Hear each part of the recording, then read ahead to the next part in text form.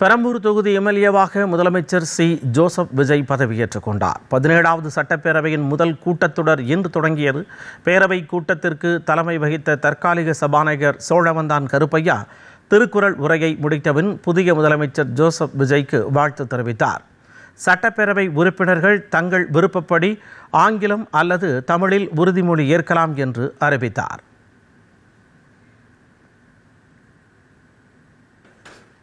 உறுதிமொழி எடுத்துக்கொள்வதற்கான வாசகங்கள் அடங்கிய படிவம் உறுப்பினர்களுக்கு அளிக்கப்படும். அதில் உளமாற உறுதியுறுகிறேன் என்றும் கடவுளறிய உறுதியுறுகிறேன் என்றும் 2 வாசகங்கள் இருக்கும். உறுப்பினர்கள் அவரவர் விருப்பப்படி ஏதாவது ஒரு முறையில் உறுதிமொழி எடுத்துக்கொள்ளலாம். மேலும் இப்படிவம் தமிழ் மற்றும் ஆங்கிலத்தில் ஆகிய 2 மொழிகளில் இருக்கும். மாண்புமிகு உறுப்பினர்கள் தம் விருப்பப்படி தமிழ் அல்லது ஆங்கிலத்தில் உறுதிமொழி எடுத்துக்கொள்ளலாம். இதன்படி முதலில் முதலமைச்சர் ஜோசப் விஜய் பெரம்பூர் தொகுதி எம்எல்ஏவாக பொறுப்பேற்றுக் கொண்டார். அவரைத் தொடர்ந்து அமைச்சர்கள் ஆனந்த், ஆதவர்ஜுனா, அருண்ராஜ், செங்கோட்டையன், வெங்கட்ராமன், ராஜ்மோகன் மற்றும் பிரபு ஆகியோர் தங்களது வெற்றி சான்றிதழ்களை பேரவைத் தலைவரிடம் வழங்கி எம்எல்ஏக்களாக பதவியேற்றுக் கொண்டனர்.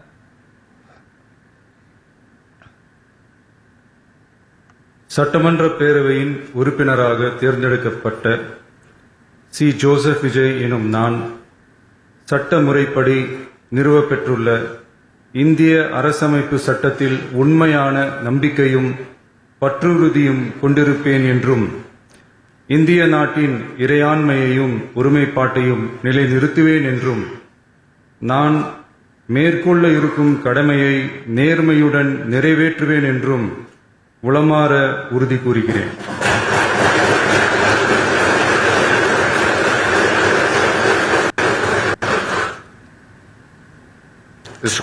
அதே நேரம் சிவகாசி தொகுதியில் இருந்து பேரவைக்கு தேர்ந்தெடுக்கப்பட்ட அமைச்சர் கீர்த்தனா வெற்றி சான்றிதழை கொண்டு வராததால் எம்எல்ஏவாக பதவியேற்க முடியவில்லை. இதேபோன்று அஇஅதிமுக உறுப்பினர் KC கருப்பணன் வெற்றி சான்றிதழை கொண்டு வராததால் எம்எல்ஏவாக பதவியேற்கவில்லை.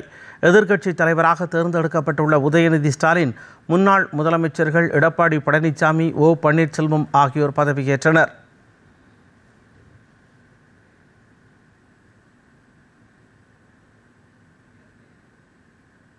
சட்டமன்ற பேரவையின் உறுப்பினராக தேர்ந்தெடுக்கப்பட்ட உதயநிதி ஸ்டாலின் எனும் நான் சட்ட முறைப்படி நிறுவப்பெற்றுள்ள இந்திய அரசமைப்பு சட்டத்தில் உண்மையான நம்பிக்கையும் பற்றுறுதியும் கொண்டிருப்பேன் என்றும் இந்திய நாட்டின் இறையாண்மையையும் ஒருமைப்பாட்டையும் நிலைநிறுத்துவேன் என்றும் நான் மேற்கொள்ள இருக்கும் கடமையை நேர்மையுடன் நிறைவேற்றுவேன் என்றும் உளமாற உறுதி கூறுகிறேன்.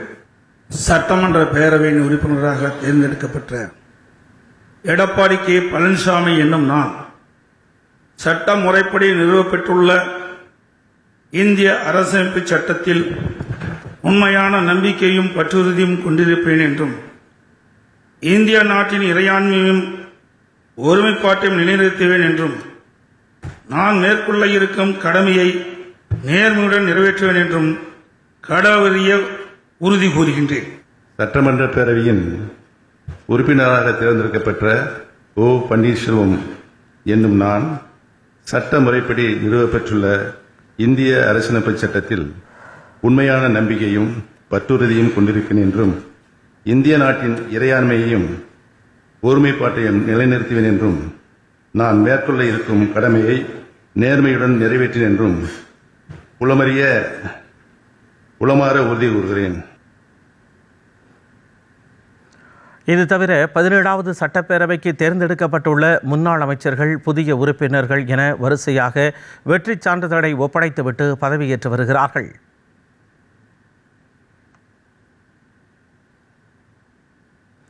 இதனிடையே புதிய சபாநாயகர், துணை சபாநாயகர் தேர்தல் நாளை நடைபெறுகிறது. இதனைத் தொடர்ந்து ஜோசப் விஜய் தலைமையிலான புதிய அரசு பெரும்பான்மை கோரும் தீர்மானத்தின் மீதான வாக்கெடுப்பு நடைபெறும் என்று பேரவைச் செயலகம் அறிவித்துள்ளது.